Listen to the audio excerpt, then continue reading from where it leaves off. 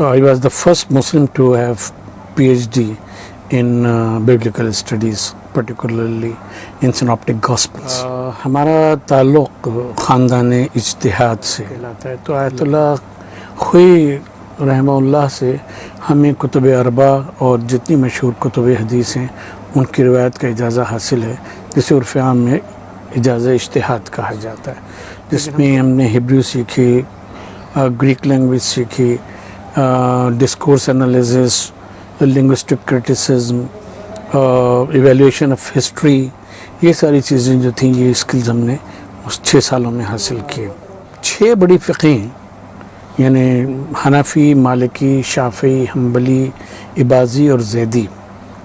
ان چاروں کا بھی ہم نے تفصیل سے مطالعہ کیا اور ان کی جو امہات الکتب ہیں وہ ہمارے پاس ہیں کہ ہم صرف فقہ جعفریہ کو نہیں جانتے بلکہ اہل سنت کی فقہوں، ان کی حدیث کے علم حدیث کو اور ان کے علم تفسیر کو، تفاسیر کو ہم بہت اچھی طرح سے الحمدللہ جانتے ہیں. یہ اللہ تبارک و تعالیٰ نے ہمیں توفیق دی ہے. اور ہم لوگ کسی کو ہرانے یا جتانے کی نیت سے نہیں، ایک دوسرے سے گفتگو کرتے ہیں، ڈائلاگ کرتے ہیں، بات کرتے ہیں.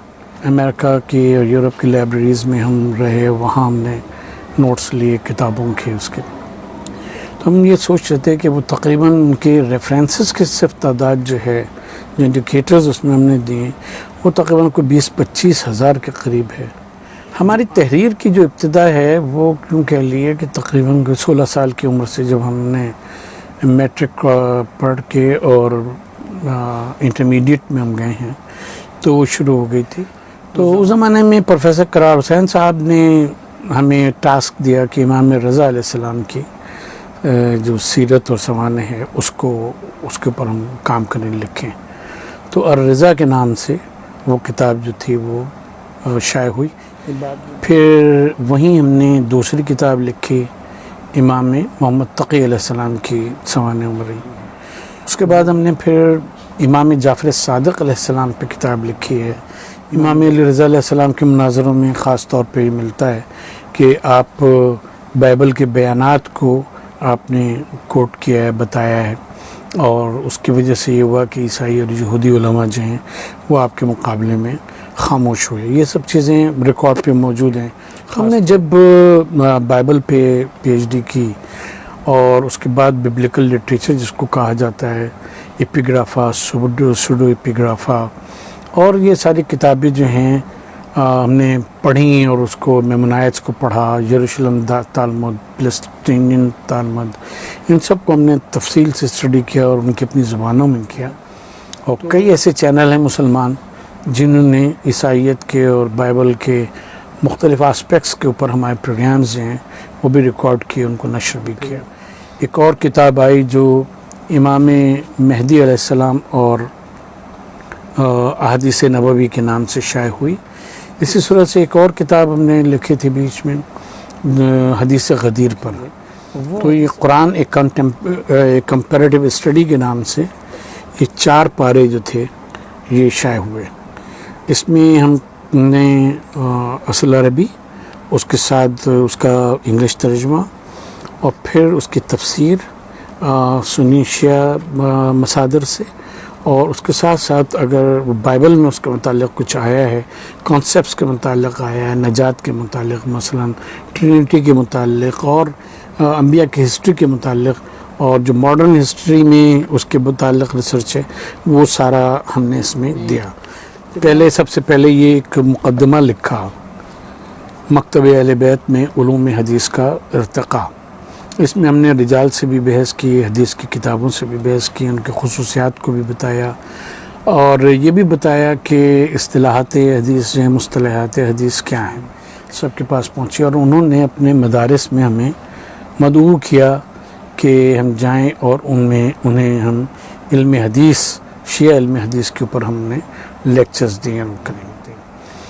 یہ پہلی شرح ہے کافی کی کہ جس میں ہم نے اس انداز سے بحث کی ہے. یہ تیسری جلد ہے. دوسری جلد اس وقت ہمارے پاس ہے نہیں، جو کتاب فضل العلم اور العقل والجہل پہ مشتمل ہے. یا گھر چلا لیں یا کتاب لکھ لیں، دونوں میں سے کام ہو سکتا ہے. To be very frank. بہرحال یہ 4 جلدوں کا پروجیکٹ تھا. اس کی پہلی جلد جو ہے واقعہ کربلا کا تاریخی پس منظر. یہ ریسرچ بیسڈ کتاب ہے جس میں مذہب اور معاشرے کا ربط جو ہے اس کو ہم نے واضح کیا. اس کتاب کا موضوع یہ ہے کہ مذہب کی جو اصل روح ہوتی ہے اور اصل چیزیں ہوتی ہیں وہ جہاں جہاں اس مذہب کے پیرو پائے جاتے ہیں ان میں کامن ہوتی ہیں. کی ہے کہ یہ سبجیکٹ جو ہے یہ بڑا امپورٹنٹ ہے اور اصل دین پہ باقی رہی ہے. باقی کلچرل ڈائیورسٹی اتنی امپورٹنٹ نہیں ہوتی.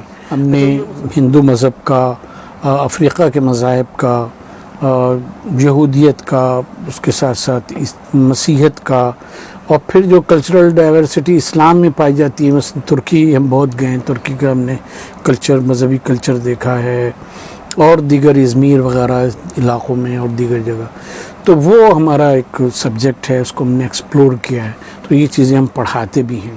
پھر جب ضیاء الحق کے دور میں اسلامائزیشن کا پروسیس رہا، ہم ضیاء الحق سے بھی بڑے قریب رہے، یعنی اس کو قریب سے دیکھا.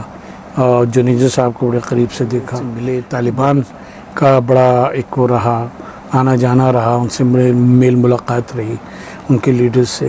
تو ہم نے اس وقت پھر یہ کتاب لکھی، دہشت گردی، اسباب، نتائج اور حل.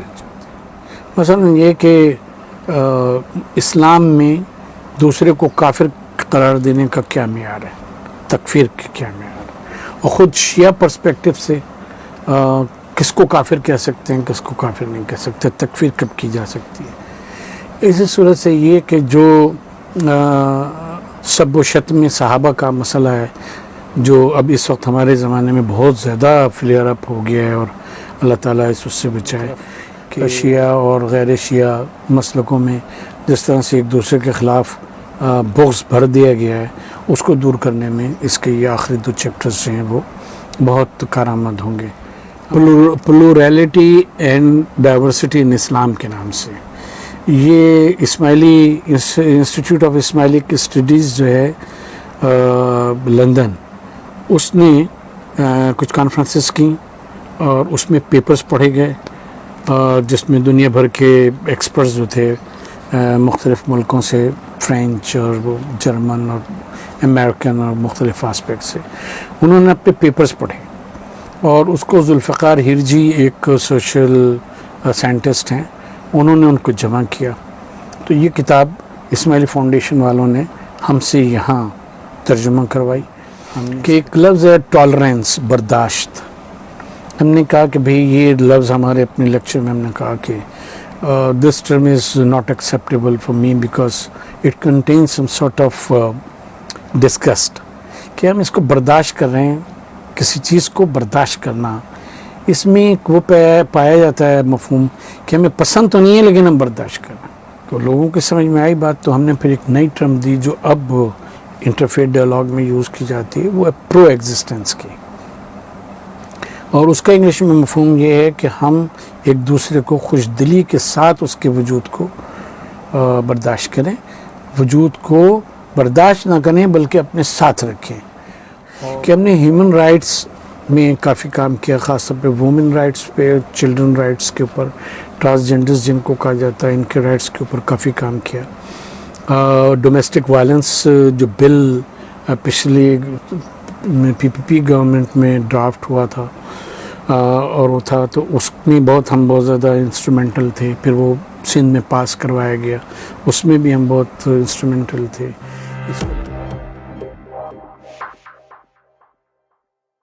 السلام علیکم دوستوں، میں ہوں محمد کاظم، اور آج میں جو ہوں وہ پروفیسر ڈاکٹر محسن نقوی صاحب کے گھر پہ موجود ہوں اور ان کی لائبریری میں موجود ہوں. یہ لائبریری کم میرے لیے جنت زیادہ ہے.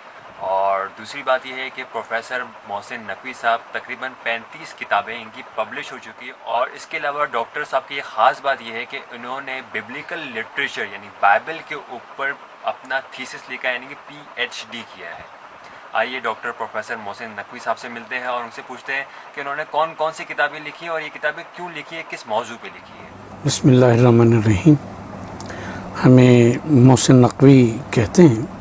ہمارا تعلق خاندان اجتہاد سے. لکھنؤ سے، اور ہمارے جد اعلیٰ دلدار علی غفران ماب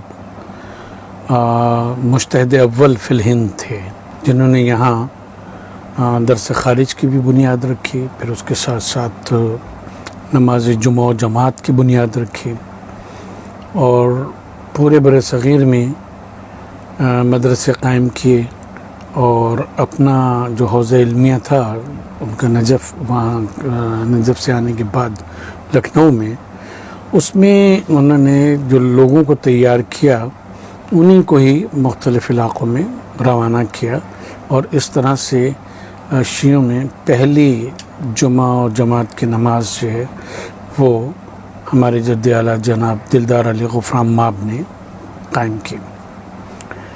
یہ وہ زمانہ ہے کہ جب شاہ ولی اللہ محدث دہلوی کا جو دبستان ہے،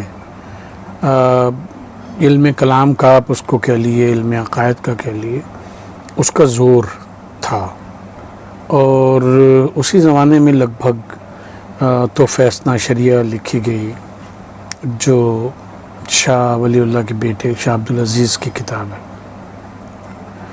چنانچہ اس کے جوابات کا سلسلہ شروع ہوا، کچھ جو کلچرل اسپیکٹس تھے وہاں کے شیعت میں، لوکل شیعت میں، اور کہنا چاہیے مسلمانوں میں، اس میں بریلویت وغیرہ کا تو اس وقت تک وجود نہیں تھا، لیکن مسلمانوں میں جو چیزیں تھیں ان کے خلاف اور نام نہاد صوفیہ کے خلاف ایک جہاد کا سلسلہ جو تھا وہ شروع ہوا۔ بہرحال ان کو سرپرستی حاصل تھی، یا کہہ لیں کہ تائید حاصل تھی نوابین اودھ کی۔ جناب غفران ماب کے دو بیٹے تھے جو مشہور ہوئے، ایک سید حسین علین مکان جو چھوٹے تھے، اور دوسرے سید محمد سلطان العلماء جو بڑے تھے، جو رضوان ماب کہلائے۔ ہمارا ددیالی سلسلہ جو ہے وہ سید حسین علین مکان سے، اور یہ وہ بڑی معتبر اور بزرگ ہستی ہے کہ صاحب جواہر الکلام جو شرح الاسلام کی مشہور شرح ہے سے شیخ حسن نجفی کی، وہ ان کے ہاتھ کے لکھے ہوئے ہم نے خطوط دیکھے ہیں کہ جس میں انہوں نے مسئلے جو ہیں وہ ان سے دریافت کیے ہیں، یا کسی میں تائید چاہیے یا ان کی رائے چاہیے، تو اتنے بڑے وہ مجتہد تھے۔ کہتے ہیں کہ اودھ کی تاریخ میں کہ ان کی جو فتاویٰ کی ڈاک تھی روزانہ کی، وہ اس زمانے میں چھکڑے کے اوپر لد کے جایا کرتی تھی، اتنے ان کے فتاویٰ ہوا کرتے تھے۔ تو وہ خاندان ہے سید حسین علین مکان جو تھے، ان کے بیٹے سید تقی صاحب جنت ماب، جن کی لائبریری پرسنل لائبریری لکھنؤ میں بہت زیادہ مشہور ہے، ان کے بیٹے سید ابراہیم صاحب شمس العلماء، جنہوں نے علی ولی اللہ کا مقدمہ اپنے زمانے میں لڑا تھا کہ جب اہل سنت نے کہا کہ اذان میں علی ولی اللہ نہ کہا جائے، اس سے ہماری دل آزاری ہوتی ہے، تو انہوں نے اس کا مقدمہ لڑا اور کیا، یعنی اسٹانس لیا، اور نتیجتاً انگریز حکومت نے اس کو ویلکم کہا اور کہا کہ انہیں اجازت ہے کہ یہ کرتے رہیں۔ ان کے 4 بیٹے تھے جو مشہور ہوئے۔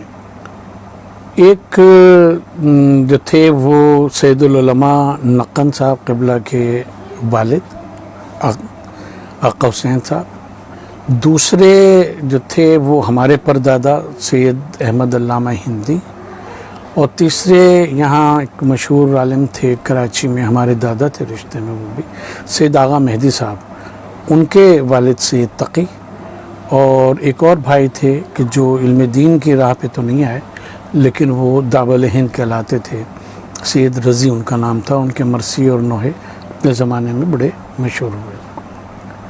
تو سید احمد علامہ ہندی کی جو اولاد ہے تو ہم اس میں سے ہیں۔ ان کے بیٹے سید محمد جو حکیم سید محمد کے نام سے مشہور ہوئے اور عالم دین تھے، ملتان میں امام مسجد تھے وہ، اور خطیب تھے، اور ان کے بیٹے تاثیر نقوی ہمارے والد جو مرثیہ گو شاعر تھے، اور پھر ہم۔ دوسرے جو بیٹے تھے ان کا نام آقا حسین تھا، جو مشہور عالم علامہ نصیر الاجتہادی کے والد تھے، اور ان کے 2 بیٹے عالم ہوئے، ایک علامہ نصیر الاجتہادی جو ہمارے چچا بھی تھے اور خالو بھی تھے اور ہمارے مینٹور تھے، ہم ان کے پاس رہے، پڑھے ان سے، ہمارے استاد بھی تھے. اور دوسرے ظہیر حسن ان کا نام تھا. انہوں نے ناظمی عربک کالج سے سارا کچھ دینی تعلیم حاصل کی، اور لیکن وہ پھر سول سروس میں چلے گئے. لیکن جب ہم لوگ بیٹھتے تھے تو ان سے بہت سیکھتے تھے، عربی ان کی بہت اچھی تھی. وہ تھا تو یہ ہمارا خاندان جو ہے، نقن صاحب قبلہ ہمارے والد کے چچا ہوتے ہیں اس رشتے سے، تو ہم لوگ بھی ان کو نقن دادا یا سید العلماء علامہ علی نقی صاحب کے نام سے مشہور ہیں. تو وہ پھر پانچوں کے پانچوں بھائی جو تھے وہ پانچوں مجتہد ہوئے، اور ابھی ان کے ایک بھائی جو آیت اللہ سستانی کے ساتھ کے پڑھے میں اور درس خارج دیا کرتے تھے، سید محمد باقر نقوی، اللہ انہیں طول حیات دے، وہ لکھنؤ میں منتقل ہو گئے ہیں اور وہاں ان کا اپنا سلسلہ جو ہے وہ جاری ہے. ہم ملتان میں رہتے تھے تو ہمارا پہلی درسگاہ ہے وہ مخزن العلوم علامہ گلاب شاہ صاحب رحمۃ اللہ علیہ کے قائم کردہ، وہاں ہم پڑھے. لاہور چلے گئے تو وہاں جامع المنتظر میں پڑھتے رہے.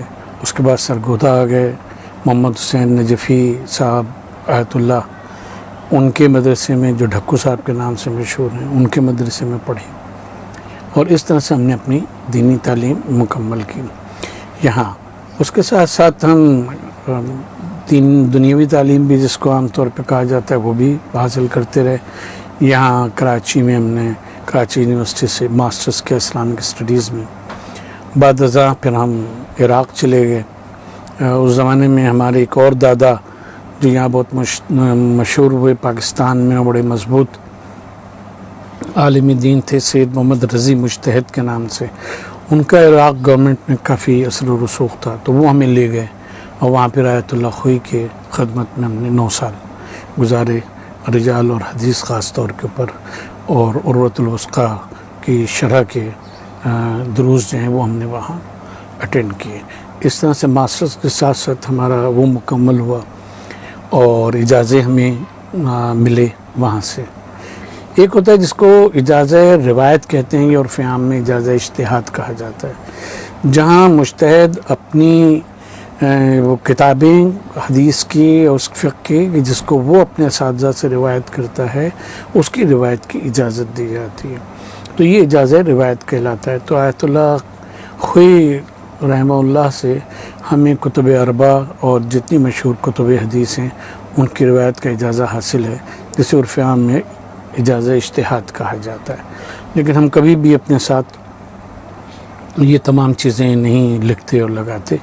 اس کی وجہ یہ ہے کہ یہ ہم نے وہاں حوزے میں رہ کے دیکھا کہ یہ کوئی پریویلیج نہیں ہے، یہ بہت بڑی ایک ذمہ داری ہے.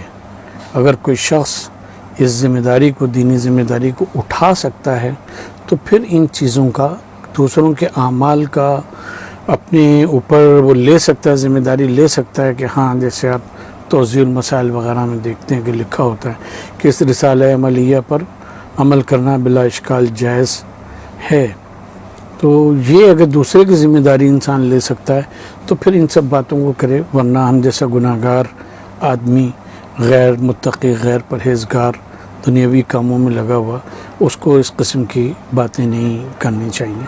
البتہ جو بھی دروس میں ہم نے پڑھا، درس خارج میں، فقہ میں، عروۃ الوثقیٰ کی شرح اور مقاصد اور فرائض الاصول وغیرہ، وہ اپنی جگہ کے اوپر ہیں. وہ ہمیں آج بھی ظاہر ہے کہ کام آتا ہے، مسائل کو سوچنے میں بھی، استنباط کرنے میں بھی، وہ بھی. لیکن یہ کہ ہم کبھی کسی کے عمل کی ذمہ داری نہیں لیتے، وہ مراجع کرام پہ ہی ڈالتے ہیں. پھر ہمیں شوق ہوا کہ ہم الہامی کتب کو بھی پڑھیں اور اس میں کچھ حاصل کریں. چنانچہ ہم امریکہ سے، نارتھ کیرولینا اسٹیٹ یونیورسٹی سے ہم نے پی ایچ ڈی کیا ببلیکل اسٹڈیز میں. اور نیو ٹیسٹامنٹ کا وہ حصہ جو سیناپٹک گاسپلز کہلاتا ہے، یعنی پہلے 3 گاسپلز، میتھیو، مارک اور لیوک، اس پہ ہم نے پی ایچ ڈی کی. اور اس میں امریکہ اور یورپ وغیرہ میں پی ایچ ڈی ذرا مختلف طرح سے ہوتی ہے. ایک تو وہ ٹریننگ ہوتی ہے ریسرچ میں، دوسرا یہ کہ ایک میجر ہونے کے ساتھ ساتھ 2 میجر ہونے کے ساتھ ساتھ 4 جو ہیں وہ مائنر سبجیکٹس ہوتے ہیں، جس میں ہم نے ہیبریو سیکھی، گریک لینگویج سیکھی، discourse analysis, linguistic criticism, evaluation of history, یہ ساری چیزیں جو تھیں یہ اسکلز ہم نے اس 6 سالوں میں حاصل کیے. اور الحمدللہ وہاں سے ہم ایک I was the first Muslim to have P H D in biblical studies, particularly in synoptic gospels. اور ہم وہاں جب امریکہ میں تھے تو نارتھ کیرولینا میں ایک جگہ ہے ٹرائنگل ایریا، وہاں اہل بیت سینٹر جو تھا اس کے ہم 3 سال ریزیڈنٹ ڈائریکٹر رہے. تو اس میں بہت فریکوینٹلی ٹریول کیا، یہاں تک کہ ہارورڈ یونیورسٹی کا جو ڈیونٹی کالج ہے وہاں ہمارا بہت جانا آنا رہتا تھا، اور وہاں ہم ہفتے 10 دن کے لیکچرز کے ہمارے سیٹس ہوتے تھے. Duke university, north Carolina university وغیرہ میں 1-2 لیکچرز کی سیریز ہم نے UCLA میں بھی دی. تو وہ سارے لیکچرز جو ہیں وہ اس پہ ہوتے تھے کہ بھئی جو ریسرچ بیسڈ تھے، یہ کسی کے خلاف کہ بائبل کے خلاف ہوں یا کسی قرآن کے خلاف ہوں یا اور کسی اس کے خلاف ہوں، یہ چیز نہیں ہوا کرتی ریسرچ میں. ریسرچ میں یہ ہوتی ہے کہ اس بارے میں ریسرچ کیا ہے اور کس کنکلوژن پہ آپ پہنچے. وہ حق اور باطل کا فیصلہ کرنے والی باتیں نہیں ہوا کرتی. پاکستان آنے کے بعد بھی ہم مختلف سیمنریز میں پڑھاتے رہے، اچھے خاصے عرصے تک ہم نے لیکچرز دیے بائبل کے مختلف اس پہ اسپیکٹس پہ، اس کی تھیولوجی پہ. ہندو تھیولوجی کے اوپر بھی ہم نے کافی وقت صرف کیا، یہاں بھی ہم نے اس کو بھی پڑھایا، سب کیا. تو اسلام کے ساتھ ساتھ اور اپنی فقہ کے ساتھ ساتھ یہ جو ہمارا زندگی کا اسپیکٹ ہے، اس نے ہمیں بہت بہت فائدہ دیا دین کو سمجھنے میں. اس میں پھر ہم کچھ بچپن سے ہی ہمارا خیال ہے کہ عجیب متلون مزاج کہہ لیے، اس کو تنوع مزاج کہہ لیے، وہ ہم رہے ہیں. 6 بڑی فقہیں یعنی حنفی، مالکی، شافعی، حنبلی، اباضی اور زیدی، ان چاروں کا بھی ہم نے تفصیل سے مطالعہ کیا، اور ان کی جو امہات الکتب ہیں وہ ہمارے پاس ہیں. اور جب ہم کسی شرعی مسئلے کا اس طرح سے جواب دیتے ہیں کہ جہاں ہمیں تمام فقہوں کو کرنا پڑتا ہے، تو ہم ان 7 انکلوڈنگ شیعہ فقہ اس کے مطابق جواب دیتے ہیں. اور جب ہم کونسل آف اسلامک آئیڈیالوجی کے ممبر بنائے گئے as Muslim scholar not as Shia scholar, تو اس دوران جو کچھ بھی ہم نے لکھا وہ ریکارڈ پہ ہے. اس میں سب کا سب ہم 5-6 فقہوں کے مطابق ہم لکھا کرتے تھے، اور اس میں جو ایک فائنل رائے بنتی تھی اس کو پھر ہم درج کیا کرتے تھے. تو وہ ہماری زندگی کا ایک اسپیکٹ جو ہے وہ یہ بھی ہے کہ ہم صرف فقہ جعفریہ کو نہیں جانتے، بلکہ اہل سنت کی فقہوں، ان کی حدیث کے علم حدیث کو اور ان کے علم تفسیر کو، تفاسیر کو ہم بہت اچھی طرح سے الحمدللہ جانتے ہیں. یہ اللہ تبارک و تعالیٰ نے ہمیں توفیق دی ہے. اور اس وقت اللہ تبارک و تعالیٰ کا بہت بڑا کرم ہے کہ اکابر سنی علماء اہل سنت وہ ہم سے بہت سارے مسائل میں رجوع کرتے ہیں، حدیث کے ریفرنسز پوچھتے ہیں، فتاویٰ کے متعلق بات کرتے ہیں، فقہی مسائل کو ڈسکس کرتے ہیں. اور ہم لوگ کسی کو ہرانے یا جتانے کی نیت سے نہیں، ایک دوسرے سے گفتگو کرتے ہیں، ڈائلاگ کرتے ہیں، بات کرتے ہیں. یہاں آنے کے بعد ہمارا انٹرفیتھ ڈائلاگ، مذاہب کے درمیان مکالمے کا ایک بڑا سلسلہ رہا. اور جب تک یہ حالات خراب نہ ہوئے جس میں ہم لوگوں کو یہ سلسلہ چھوڑنا پڑا کہ جا کے کرسچن سیمنریز میں جا کے اور مساجد میں اور اس طرح کے سینٹرز میں جا کے تمام مذاہب کے لوگوں کو جمع کر کے اور بات کیا کرتے تھے، اور ان کے ساتھ ڈائلاگ ہوتا تھا، بات کرتے تھے. ایک دلچسپ واقعہ ہم آپ کو یہ بتائیں کہ سینٹ پیٹرکس اسکول میں ایک انٹرفیتھ ڈائلاگ کا سیمینار ہوا، اور اس میں یہ ہوا کہ تمام مذاہب کی شرکت تھی، پارسیز کی بھی تھی، کرسچنس کی، ہندوز کی، سکھس کی، اور مسلمانوں کی تو تھی، لیکن یہودیوں کی شرکت نہیں تھی، کیونکہ یہاں تو یہود کا نام لینا ایک بہت بڑا جرم ہے، وہ ہے۔ لیکن I was the first Muslim to stand up, اور ہم نے اپنی تقریر سے پہلے یہ بات کہی کہ کیونکہ یہودی دین ابراہیمی جو ہے وہ ظاہر ہے کہ ان سے چلا، اور وہ اس کے پہلے منضبط جو دین ہے دنیا نے دیکھا وہ کیا، تو وہ توحید کا لمبردار، تو وہ یہودی مذہب تھا۔ تو ہم نے کہا کہ ہم اس کی نمائندگی ایک پوتے کی حیثیت سے کرتے ہیں، اور ان کی ایک مشہور دعا ہے جو شیما کہلاتی ہے، ہم نے وہاں کھڑے ہو کے مجمع میں وہ شیما پڑھی، اس کے بعد اسلام کے مطابق انٹرفیتھ ڈائلاگ کا جو لیکچر تھا وہ ہم نے دیا۔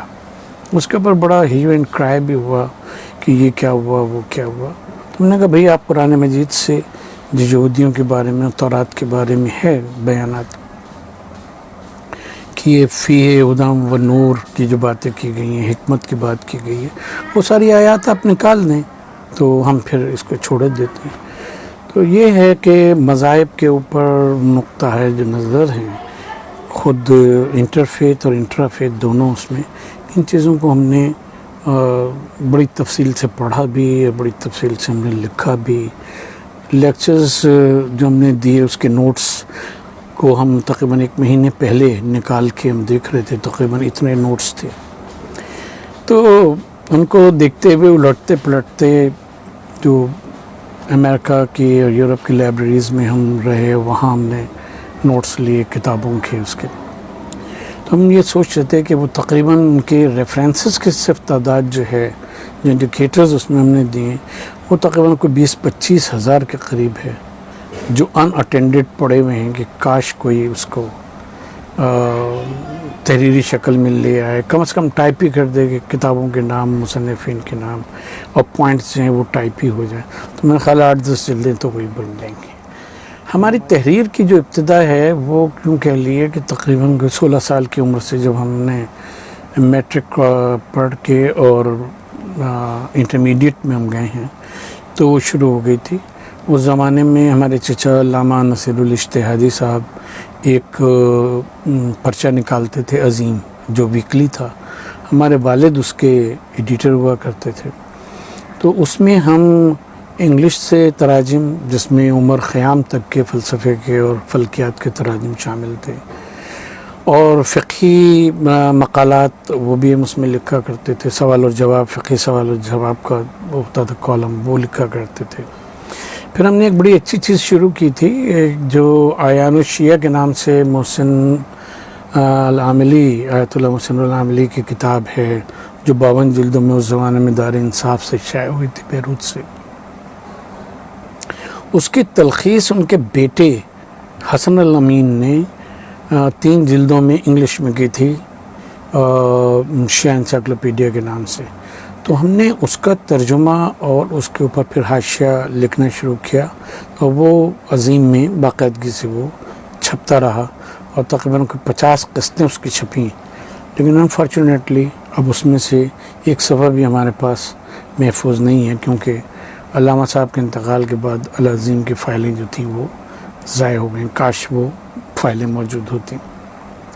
تو اس طرح سے ہمارے لکھنے کا جو تھا وہ آغاز ہوا۔ اس زمانے میں ہم فارسی سے بھی ترجمہ کرتے تھے، اور اسی زمانے میں ہمارا انٹروڈکشن خراسان اسلامک ریسرچ سینٹر سے ہوا، جس کے ڈائریکٹر اس وقت ایک عظیم قداور علمی شخصیت پروفیسر قرار حسین صاحب علی اللہ مقامہ تھے، اور محترم جان ایلیا صاحب، اور اسی صورت سے پروفیسر جواد الخابوری جن کو المسقطی کہا جاتا تھا، وہ اس میں تشریف لاتے تھے۔ تو ہم لوگ بیٹھ کے شام کے وقت 5 بجے سے کوئی 7-8 بجے تک مختلف علمی مباحث جو تھے وہ نکل آتے تھے، اور ہم لوگ اس پہ گفتگو کرتے تھے، سنتے تھے، پروفیسر صاحب کو سنتے تھے، قرار صاحب کو، جواد مسقطی کو سنتے تھے، یہ لوگ ہمیں سنتے تھے۔ اتنے قداور ہونے کے باوجود بھی ہمیں سعادت حاصل ہے کہ وہ ہمیں انکریج کرتے تھے کہ ہم مختلف موضوعات پہ اظہار خیال کریں.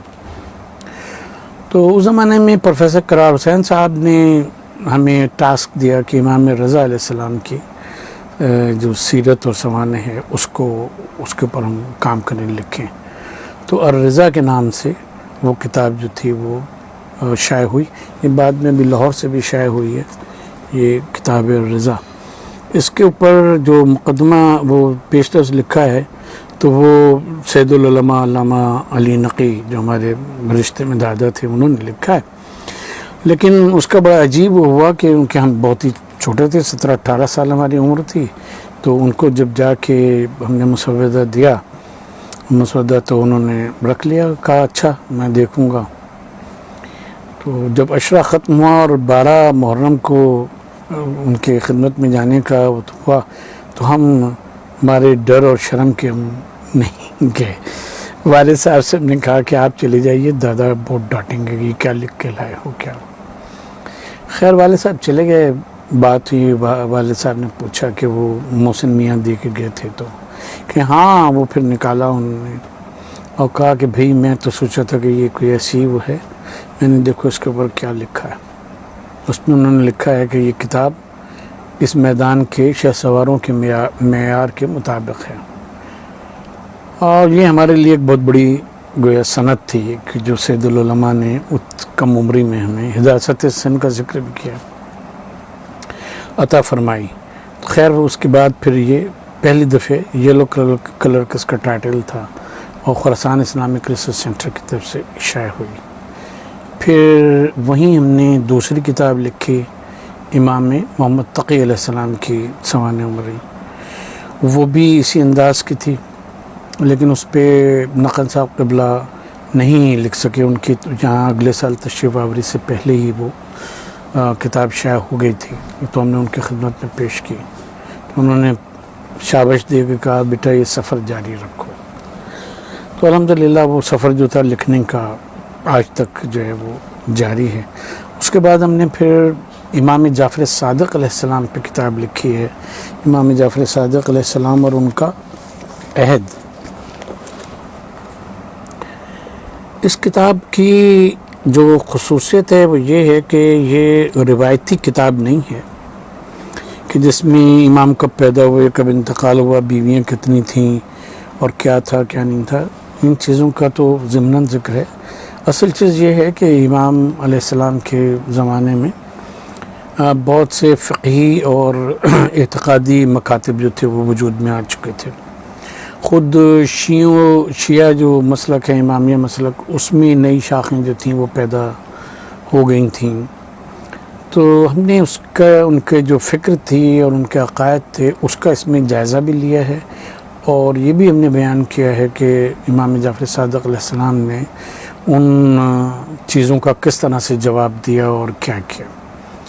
علاوہ ازیں یہی وہ دور ہے کہ جب فلسفہ اور منطق یونان کا ترجمہ ہوا اور مباحث اس کے جو تھے وہ مسلمانوں میں عام ہوئے, تو وہ جہاں علماء اہل سنت سے پوچھے جاتے تھے سوالات اس کی روشنی میں, تو وہ امام علیہ السلام سے بھی, ہمارے ائمہ سے بھی پوچھے جاتے تھے. تو ائمہ علیہ السلام نے ان کا بڑی تفصیل سے اور اسی پیٹرن پر, اسی پیرائے میں, انہی فلسفیانہ انداز سے ان کے جوابات دیے. تو اس کی کچھ جھلک جو ہے وہ امام رضا علیہ السلام کے اس میں ہم نے دے دی ہے, اور امام جعفر صادق علیہ السلام نے جس طرح سے مذہب کا دفاع فرمایا تو وہ اس میں موجود ہے, اس دوسری کتاب امام جعفر صادق علیہ السلام اور ان کا عہد. اس میں ایک اہم بات یہ ہے کہ اگر آپ دیکھیں گے خاص طور پہ امام رضا علیہ السلام کے زمانے میں مامون کے دربار میں جو مناظرے ہوئے ہیں, امام جعفر صادق علیہ السلام سے مناظرے جو ہوئے ہیں مختلف لوگوں کے, تو اس میں مختلف مذاہب کے لوگ ہیں. اس میں یہودی بھی ہیں, نصرانی بھی ہیں یعنی عیسائی, اور اس کے ساتھ ساتھ ملحد بھی ہیں جن سے مناظرے ہوئے ہیں. تو ہمیں یہ کھوج تھی کہ آخر ان لوگوں نے کس طرح سے ائمہ علیہ السلام نے دیگر آسمانی کتابوں کو کس طرح سے ریفر کیا اور کیسے جوابات دیے کہ ان کو خاموش ہونا پڑا. امام علی رضا علیہ السلام کے مناظروں میں خاص طور پہ یہ ملتا ہے کہ آپ بائبل کے بیانات کو آپ نے کوٹ کیا ہے، بتایا ہے، اور اس کی وجہ سے یہ ہوا کہ عیسائی اور یہودی علماء جو ہیں وہ آپ کے مقابلے میں خاموش ہوئے۔ یہ سب چیزیں ریکارڈ پہ موجود ہیں۔ خاص طور پہ شیخ صدوق نے اپنی کتاب عیون اخبار رضا میں ان مناظروں کو تفصیل سے ذکر کیا ہے۔ تو ہم نے جب بائبل پہ پی ایچ ڈی کی اور اس کے بعد ببلیکل لٹریچر جس کو کہا جاتا ہے، ایپیگرافا، سوڈو ایپیگرافا، اور یہ ساری کتابیں جو ہیں ہم نے پڑھیں اور اس کو میمونائٹس کو پڑھا، یروشلم تالمود، پلسٹینین تالمود، ان سب کو ہم نے تفصیل سے اسٹڈی کیا اور ان کی اپنی زبانوں میں کیا۔ تو ہمارے لیے یہ بہت آسان ہو گیا کہ ہم ائمہ علیہ السلام کے ان مناظروں کو سمجھ سکیں، اور یہ بات بھی ہمارے لیے آسان ہو گئی کہ اس دور میں اگر کوئی ہم مناظرہ کسی سے نہیں کرتے، نہ اپنوں سے نہ غیر مذاہب والوں سے، کہ اگر کوئی ایسی صورت پیش آ جائے مناظرے کی اور مقایسے کی، تو انشاءاللہ ہم ان کے اوپر ور رہیں گے، ان سے زیر نہیں ہوں گے، اور اس طرح سے ہمارے مسلک امامیہ جو ہے وہی انشاءاللہ اوپر جائے گا۔ ایک زمانے میں ہمارے بارے میں شکوک و شبہات کا اظہار کیا گیا اس حوالے سے، لیکن یہ کہ وہ بعد میں لوگوں کے ذہن جو تھے وہ اس سلسلے میں صاف ہو گئے، اور کئی ایسے چینل ہیں مسلمان جنہوں نے عیسائیت کے اور بائبل کے مختلف آسپیکٹس کے اوپر ہمارے پروگرامز ہیں وہ بھی ریکارڈ کیے، ان کو نشر بھی کیا۔ تو بہرحال یہ ہماری زندگی کا ایک مختلف پہلو ہے۔ ائمہ علیہ السلام کی زندگی پہ کام کرتے ہوئے ہماری پھر ایک اور کتاب آئی جو امام مہدی علیہ السلام اور احادیث نبوی کے نام سے شائع ہوئی۔ اس کتاب میں یہ بظاہر اور دوسری کتابوں کے مقابلے میں مختصر ہے، لیکن چھوٹی لگتی ہے، لیکن اس کا ایک خاص وصف یہ ہے کہ اس میں صرف ان احادیث کو ہم نے لیا ہے کہ جو صحیح سمجھی جاتی ہیں اہل سنت کے نزدیک۔ ہر حدیث کے پورے حوالے صفحہ سطر کے ساتھ وہ ہم نے دے دیے، اور اس طرح سے یہ کتاب جو ہے وہ فردر ریسرچ کے لیے بنیادی طور پر ایک آلے کا کام کر سکتی ہے کہ اس کو سامنے رکھ کر اور وہ کی جا سکتی ہے، فردر ریسرچ جو ہے وہ کی جا سکتی ہے۔ یعنی اس کی اگر ہم تفصیلی نوٹ اگر اس کو ہم شائع کرنا چاہیں تو میرا خیال ہے کہ 2 سے 3 جلدیں جو ہیں اس کی تیار ہوں گی، لیکن ہمارے وہاں اب اتنا پڑھنے کا رجحان نہیں ہے۔ اسی صورت سے ایک اور کتاب ہم نے لکھی تھی بیچ میں حدیث غدیر پر، وہ حدیث غدیر کی تحقیق بھی ہے، اور علامہ امینی کی جو کتاب ہے الغدیر، اور اس کے بنا کے اوپر جو یہاں اردو میں کچھ کتابیں تالیف کی گئی ہیں ان سے وہ بالکل مختلف کتاب ہے۔ اس میں ہم نے نہ صرف حدیث غدیر کے اہل سنت کے حوالے دیے ہیں، صحابہ کرام کا ذکر کیا، 112 صحابہ کا جنہوں نے حدیث غدیر کو روایت کیا ہے، اس کے ساتھ ساتھ ہم نے وہ صحیح احادیث بھی شامل کر لی ہیں کہ جو ہمارے امامیہ ماخذ میں حدیث غدیر کے متعلق آئی ہیں، اور یہ ہمیں ایک جگہ پہ کسی دوسری کتاب میں عربی فارسی میں اس طرح سے نظر نہیں آئیں، تو ہم نے ان سب کو حدیث غدیر کے اس میں جمع کیا ہے، اور پھر اولا کی جو بحث ہے، مولا اور اولا کی بحث، اس کو بھی ہم نے تفصیل سے لکھا ہے، وہ کیا ہے۔ اس طرح سے ہمارا یہ اس کا جو سفر ہے لکھنے کا وہ سب جاری رہا۔ پھر جب ہم امریکہ میں تھے تو اس دوران ہم سے یہ مطالبہ ہوا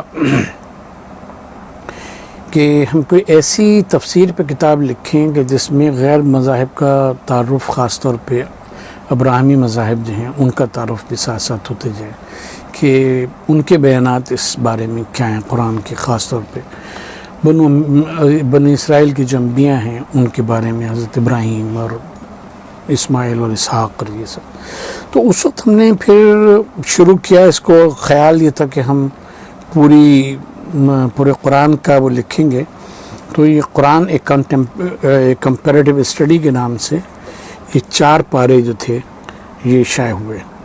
اس میں ہم نے اصل عربی، اس کے ساتھ اس کا انگلش ترجمہ، اور پھر اس کی تفسیر، سنی شیعہ مصادر سے، اور اس کے ساتھ ساتھ اگر بائبل میں اس کے متعلق کچھ آیا ہے، کانسیپٹس کے متعلق آیا ہے، نجات کے متعلق، مثلا ٹرینٹی کے متعلق، اور انبیاء کی ہسٹری کے متعلق، اور جو ماڈرن ہسٹری میں اس کے متعلق ریسرچ ہے، وہ سارا ہم نے اس میں دیا. لیکن انفارچونیٹلی یہ کتاب بھی کہنا چاہیے کہ مکمل ہماری نہیں ہو سکی، کیونکہ لوگوں نے اس میں دلچسپی نہیں لی پاکستان میں، اور فنڈز جو تھے وہ بھی ہمیں مہیا نہیں ہو سکے کہ ہم اس کے اوپر لگ کے کام کریں. کیونکہ جب ایسے ریسرچ ورک کیے جاتے ہیں تو انسان کو معاش کی طرف سے اپنے بالکل فارغ ہونا چاہیے، کہ جو یہاں ہمارے وہاں نہیں ہے. ہم اپنی دوسرے پہلو پر آنے کے سے پہلے ایک اور اہم کتاب کا تعارف کروا دیں، کہ یہ کیونکہ ہمارا سبجیکٹ نجف میں یہی رہا اور ہم نے اس کو حاصل کیا، وہ ہے علم حدیث، جس کے اوپر بر صغیر میں بہت کم توجہ دی نہیں گئی مدارس میں، اور ایران میں بھی انقلاب ایران کے بعد علماء زیادہ اس کی طرف متوجہ ہوئے، ورنہ اصول اور فقہ کی کتابیں جو تھیں وہ زیادہ، اور اعتقاد کی اور مناظرے کی کتابیں تھیں. تو اس میں ہم نے سب سے پہلے یہ ایک مقدمہ لکھا، مکتب اہل بیت میں علوم حدیث کا ارتقاء. اس میں ہم نے رجال سے بھی بحث کی، حدیث کی کتابوں سے بھی بحث کی، ان کے خصوصیات کو بھی بتایا، اور یہ بھی بتایا کہ اصطلاحات حدیث جو ہیں، مصطلحات حدیث کیا ہیں. جس زمانے میں ہم نے یہ کتاب لکھی اور یہ کتاب چھپی، اس زمانے میں ہم کونسل آف اسلامک آئیڈیالوجی کے ممبر تھے، اور ہم نے وہاں جب ممبرز کو یہ کتاب دی تو وہ بڑے حیران ہوئے. انہوں نے کہا کہ اچھا، کیا شیعوں میں بھی علم حدیث اور علم رجال وغیرہ ہے؟ تو ہم نے کہا ہاں بھی ہے، کیوں نہیں ہے، آپ اسے پڑھیں اور پھر دیکھیں اس کو. خیر یہ پھر اگلا سیشن تھا ہم لوگوں کا 3 مہینے کے بعد، تو پھر انہوں نے آگے کہا کہ ہماری تو اس کتاب نے آنکھیں کھول دیں. ہم تو یہ سمجھتے تھے کہ شیعوں میں فن حدیث ہے ہی نہیں، اور نہ رجال ہے، نہ درایت ہے، کوئی اس سے متعلق چیزیں ہیں ہی نہیں. یہ تو آپ نے کمال کا کام کیا ہے. اور اس کتاب کی بڑی ایک عجیب ہو رہی کہ یہ اہل حدیث کے پاس بھی پہنچی، دیوبندی حضرات کے پاس بھی پہنچی، سب کے پاس پہنچی، اور انہوں نے اپنے مدارس میں ہمیں مدعو کیا کہ ہم جائیں اور انہیں ہم علم حدیث، شیعہ علم حدیث کے اوپر ہم نے لیکچرز دیے کریں. اس کے علاوہ ہم آپ کو بتائیں ایک ایکسٹانشنگ فیکٹ کہ یہاں آغا خان فیڈریشن وغیرہ جو ہے، ان کے انسٹیٹیوٹس ہیں، وہ ہیں، ان سے ہمارا بڑا گہرا ربط ہے. انہوں نے ہمارے علوم حدیث کے اوپر ہمارے لیکچرز رکھے، وہ کیا 10 دن کے لیکچرز تھے.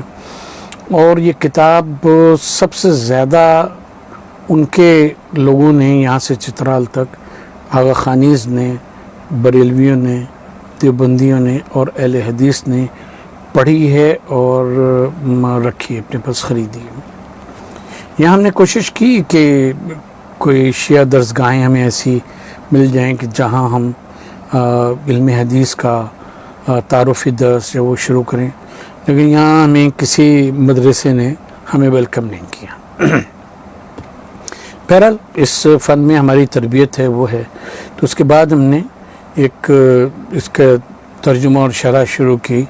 تو دوسری جلد جو ہے وہ کتاب العقل والجہل اور کتاب فضل العلم کا ترجمہ، اس کے کلمات کی شرح، اور جو خاص بات جو اہل سنت کی شروع حدیث میں پائی جاتی ہے، اور کافی کی اب تک کوئی ایسی شرح موجود نہیں ہے جو اس بات سے بحث کرتی ہو کہ اس کی ہر سند کے رجال کے اوپر بحث کرنا اور اس کے اوپر حکم لگانا.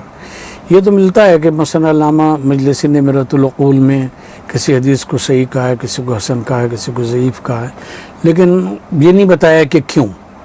اسی صورت سے مازندرانی کی جو شرح علامہ مازندرانی کی، وہ کہیں کہیں حدیث کی سند دے کے اور پھر بتاتے ہیں کہ یہ کس درجے کی حدیث ہے، لیکن مثلا ضعیف ہے تو کس راوی کی وجہ سے ضعیف ہے، موضوع ہے تو کیوں موضوع ہے. یہ چیزیں ہمارے وہاں کتابوں میں نہیں ملتی. یہ پہلی شرح ہے کافی کی کہ جس میں ہم نے اس انداز سے بحث کی ہے. یہ تیسری جلد ہے. دوسری جلد اس وقت ہمارے پاس ہے نہیں، جو کتاب فضل العلم اور العقل والجہل پہ مشتمل ہے. ان دونوں کتابوں پہ ہم نے ایک مقدمہ پہ لکھا ہے. یہ بھی مقدمہ ہے، اس پہ بھی مقدمہ ہے. اور یہ پھر تیسری جلد ہم نے اسی نمط پہ تیار کی، لکھی، کتاب التوحید. یہ بھی ایک ادارے نے یہاں اس کو شائع کیا. اس کے ساتھ ایک ٹریجڈی یہ ہوئی اس کتاب کے کہ کتاب تو چھپ گئی، اس کے اوپر ہم نے خاص طور پہ رجال کے حوالے سے اور خاص طور پہ کافی کی بعض اسناد کے حوالے سے ہم نے کوئی 70 صفحے کا مقدمہ جو تھا وہ لکھا تھا. وہ کمپوز بھی ہو گیا، سب کچھ ہو گیا، لیکن کتاب کی کاسٹ جو تھی وہ کوئی 50,000 زیادہ بن رہی تھی. اور وہ اس سمیت تو وہ کہیں سے مہیا نہیں ہوئے، تو پھر یہ کتاب ہمیں بغیر اس کے شائع کرنا پڑی. اور یہ کتاب التوحید اس طرح سے، اور اس میں کراس ریفرنسنگ ہے، ہر حدیث کی تخریج ہے اس میں بھی ہے. اور پہلی والی جلد جو اس میں بھی ہر حدیث کی ہم نے تخریج دی ہے. اور اگر کوئی حدیث اہل سنت کے وہاں پائی جاتی ہے تو اس کا بھی حوالہ ہم نے صفحہ 70 کے ساتھ دے دیا ہے. اب یہ کام رکا ہوا ہے کیونکہ فنڈز نہیں ہیں کہ اس کتاب کو ہم جاری رکھیں، اور یا گھر چلا لیں یا کتاب لکھ لیں، دونوں میں سے کام ہو سکتا ہے، ٹو بی ویری فرینک. پھر اس میں ہم نے ایک اور کام کیا. ایک یہ ہمیں پروجیکٹ ملا، یہاں کے کچھ مخیر حضرات اور جن کی سپورٹ جو تھی وہ بائی دا ٹائم سال 1.5 سال میں آدھی ہو گئی. بہرحال یہ 4 جلدوں کا پروجیکٹ تھا. اس کی پہلی جلد جو ہے واقعہ کربلا کا تاریخی پس منظر، یہ ریسرچ بیسڈ کتاب ہے. اس میں ہم نے یہ بتایا ہے کہ جو بنو امیہ کے مقابلے میں بنو ہاشم کا سٹانس تھا، جو دراصل امامت کے فیور میں ہے، کہ مکتب امامت اور مکتب خلافت کا جو ایک وہ ہے کہ نقطہ نظر کا کیا فرق تھا، کہ جس کی وجہ سے یہ ایک علیحدہ مکتب فکری جو تھا وہ آگے چلا، اور رسول اللہ صلی اللہ علیہ وسلم کی حدیثیں اور واقعات تاریخ کے، ان کے زندگی کے، یہ سارے چیزیں. تو اس کتاب کا جو اختتام ہوتا ہے وہ یزید کی بیعت کے مختصر تذکرے پر ہوتا ہے. ہم نے جو واقعہ دیا ہے، جو حدیث دی ہے، جو آیت دی ہے، اس کی تفسیر دی ہے، اس کی مکمل ریفرنسنگ جیسے ویسٹرن کنٹریز میں ہوتی ہے، جو ویسٹ کے معیارات ہیں، معایر ہیں ریسرچ کے، اس کے مطابق ان بائزڈ ہو کے یہ کتاب ہم نے لکھی. اس کی دوسری جلد کمپوزنگ کے مراحل میں ہے. وہ ہے واقعہ کربلا کا فکری پس منظر، جس کی بنیاد یہ ہے کہ اگر ہم امام حسین علیہ السلام کو امام کے حیثیت سے نہیں، ایک ملت کے ایک فرد کے حیثیت سے لیں، اور دوسری طرف یزید کو بھی ایک شخصیت کی حیثیت سے لیں، امام حسین علیہ السلام کو بھی ایک شخصیت کی حیثیت سے لیں، تو تاریخ میں دونوں کی شخصیت کیا ابھر کے سامنے آتی ہے، اور کیا اس شخصیت کا حامل شخص ایسی شخصیت کے حامل سے کی بیعت کر سکتا ہے، اس کی حکومت کو تسلیم کر سکتا ہے یا نہیں. یہ ایک علمی اور فکری بحث ہے جس میں ہم نے دونوں ان کا اور بنو امیہ اور بنی ہاشم کا تفصیلی جائزہ تاریخ سے ہم نے لیا ہے اور بتایا ہے کہ اس کا فکری پس منظر واقعہ کربلا کا کیا تھا. اس کے علاوہ ہم ایک اور کتاب لکھنا چاہتے ہیں عقائد کے اوپر، اور وہ کتاب جدید علم کلام کے صورت میں ہوگی. دیکھیں ہمیں زندگی وفا کرتی ہے اور ہمیں اس کا موقع ملتا ہے نہیں ملتا. کافی کا کام رک گیا، اس کا ہمیں دلی افسوس ہے، کاش یہ کام دوبارہ شروع ہو سکے.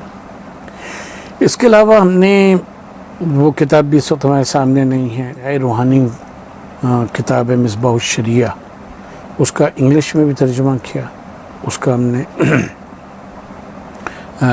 اردو میں بھی ترجمہ کیا، جس کے 100 ابواب ہیں، اور اس میں 100 حدیثیں امام جعفر صادق علیہ السلام کی 100 عناوین کو آپ نے اس میں کیا ہے، ایکسپلین کیا. یہ کتاب انگلش میں بھی ہم نے ترجمہ کی، اور یہ وہاں سے شائع ہو چکی ہے، لندن سے شائع ہوئی ہے.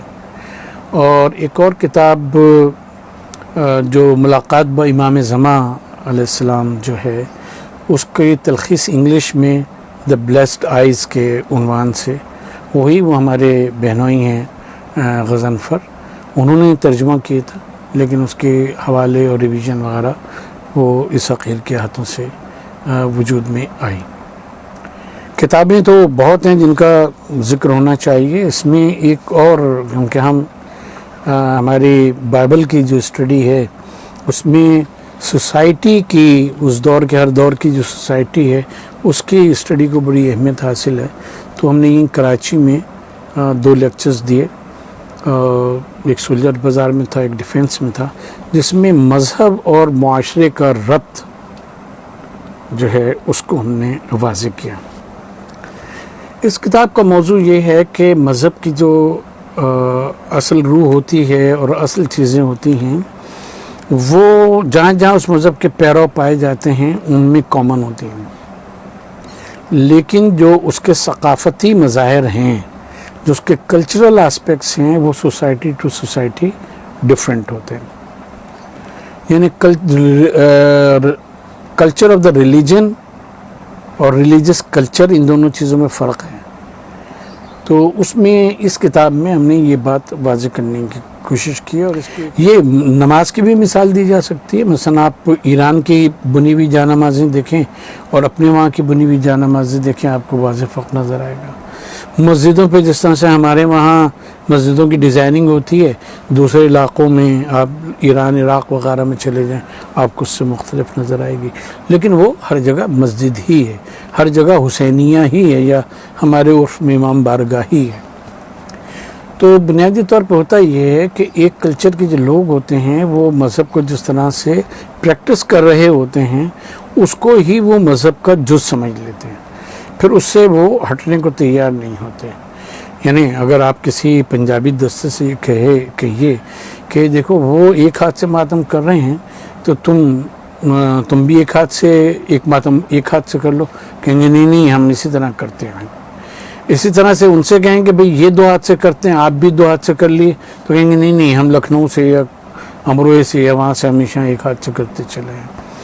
تو یہ کلچر جو ہے وہ اتنا امپورٹنٹ ہو جایا کرتا ہے کہ sometimes it is difficult to distinguish between the people, feel difficult to distinguish between culture and religion. تو ہم نے اس میں یہ بتانے کی کوشش کی ہے کہ یہ سبجیکٹ جو ہے یہ بڑا امپورٹنٹ ہے، اور اصل دین پہ باقی رہیے، باقی کلچرل ڈائیورسٹی اتنی امپورٹنٹ نہیں ہوتی۔ اچھا، یہ وہ سبجیکٹ ہے کہ جس کو ہم زیبسٹ یونیورسٹی میں ہم پی ایچ ڈی اسٹوڈنٹس کو پڑھاتے ہیں، سوشولوجی آف ریلیجن کے نام سے، اور ایک سبجیکٹ پڑھاتے ہیں ہسٹری آف آئیڈیاز کے نام سے، جس میں جو انسان کا فکری سفر ہے، ایک تو دینی ٹریڈیشن ہے مذہب کی، اور دوسری ٹریڈیشن جو ہے وہ اس کی فلسفے کی، سائنس کی، اور یہ وہ ہے، تو ہم اس کو پڑھاتے بھی ہیں۔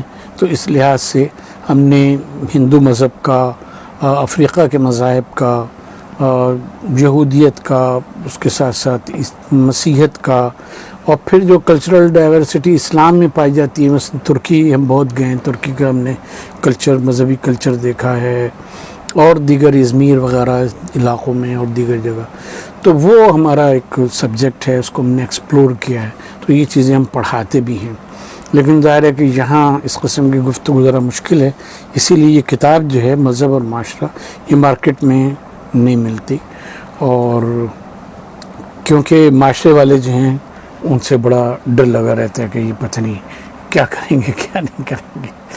ہماری زندگی کا ایک آسپیکٹ یہ بھی رہا کہ ہم نے پولیٹیکل اور اکنامک تھاٹس کو اور ٹرینڈز کو خاص طور پہ اپنے ملک میں بڑے قریب سے پرکھا۔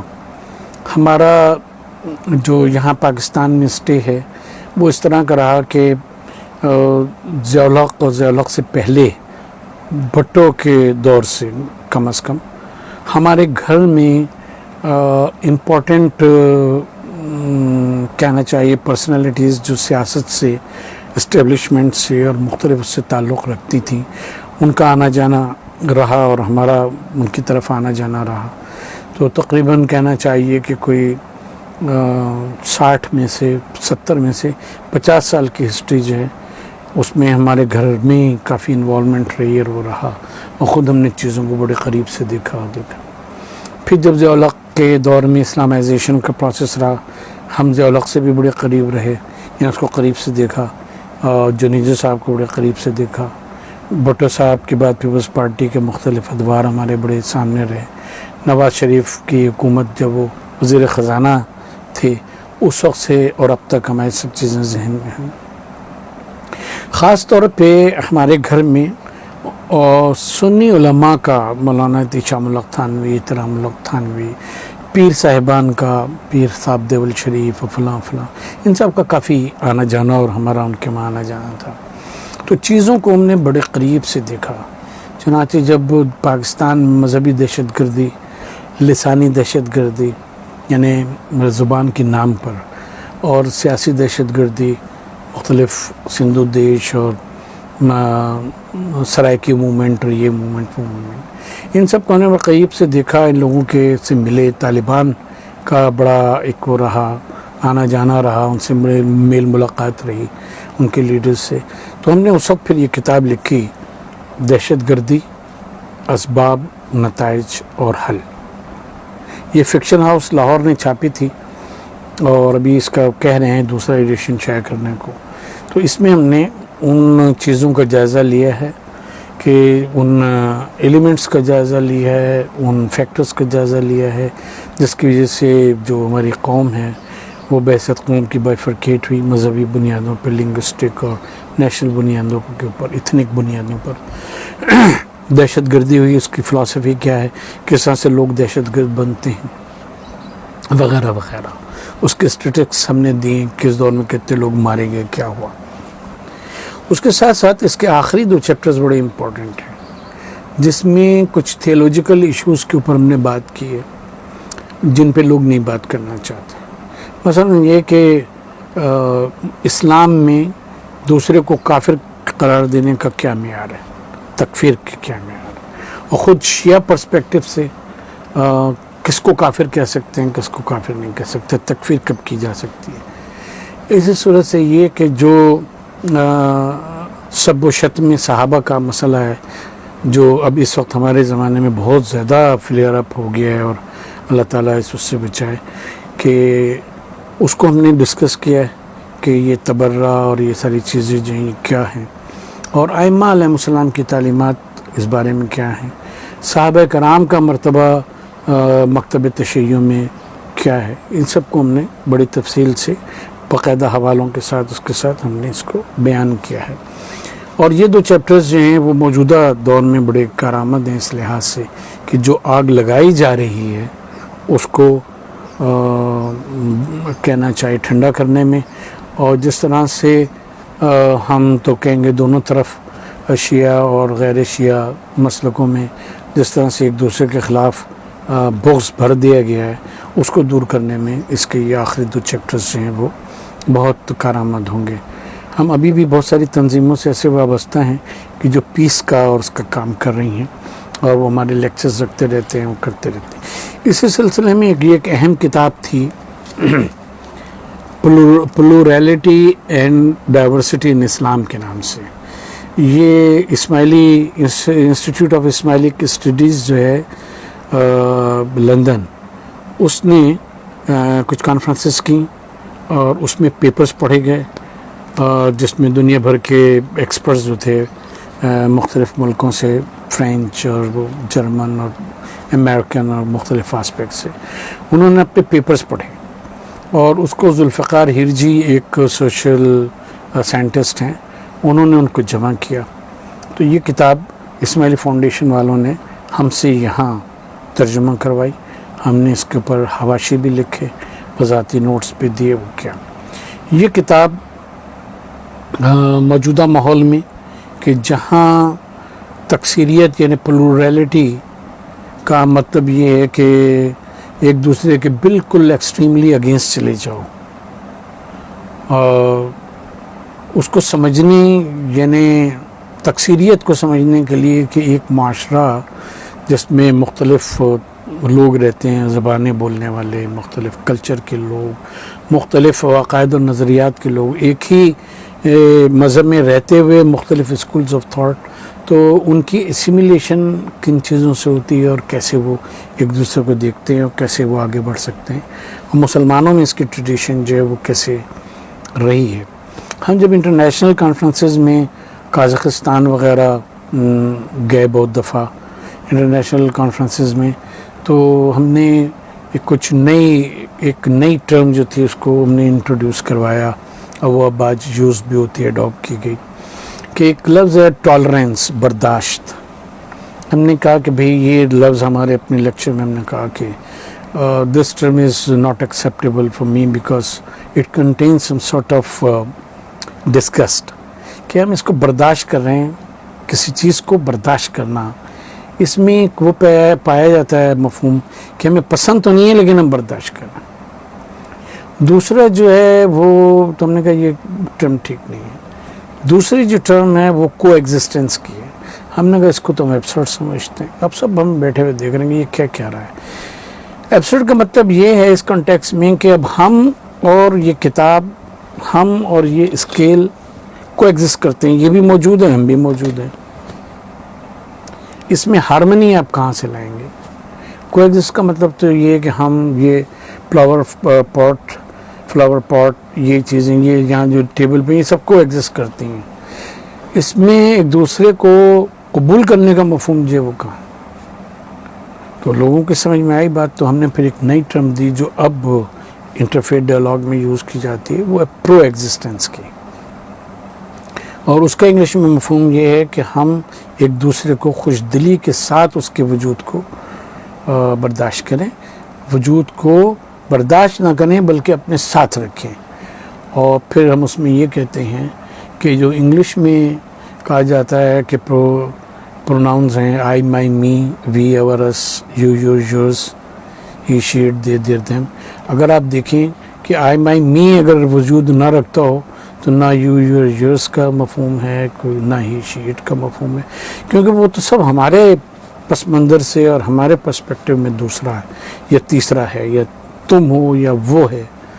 اور اگر ہم نے اس کو اپنی ذات کا، اپنے معاشرے کا، اپنے اس کا جز بنا لیا، اپنی سائیکی کا اور اپنی سوشل کہنا چاہیے تھنکنگ کا جز اگر ہم نے بنا لیا، تو سب پھر آئی ہوتے ہیں، کوئی بھی جو ہے وہ یو یا ہی یا شی جو ہے وہ نہیں ہوا کرتا۔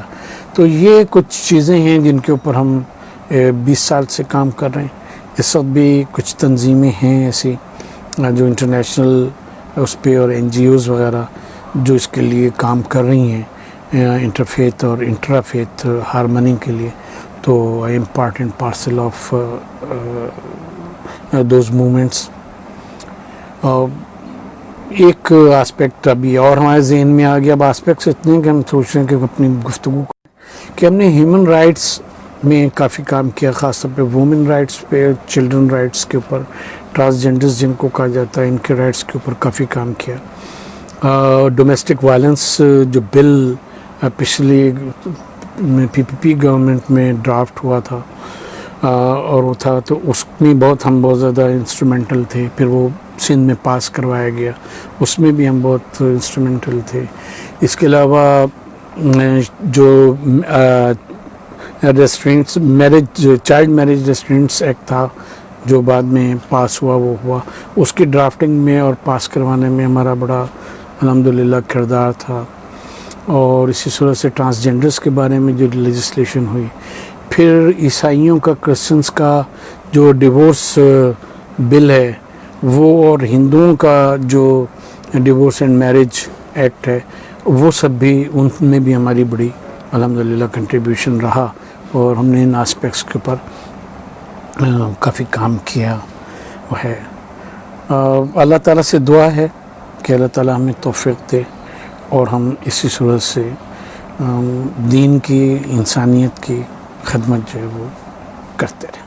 اکثر حضرات کو یہ خواہش ہوتی ہے کہ ان کو بتایا جائے کہ یہ کتابیں جو ہماری ہیں لکھی ہوئی، جو ہم نے شو کی اور جو ابھی نہیں شو کی ہیں، موجود چھپی ہوئی، اور جو نہیں چھپی ہوئی ہیں ان کی تعداد بھی اس سے کہیں زیادہ ہے۔ تو اصغر بھائی ہیں، ان سے آپ لوگ یہ کتابیں حاصل کر سکتے ہیں جو چاہے. ان کا فون نمبر ہم آپ سے شیئر کیے لیتے ہیں 0336 3020 795 0336 3020 795 اصغر بھائی کا نمبر ہے. یہاں سے آپ کو مل جائیں گی.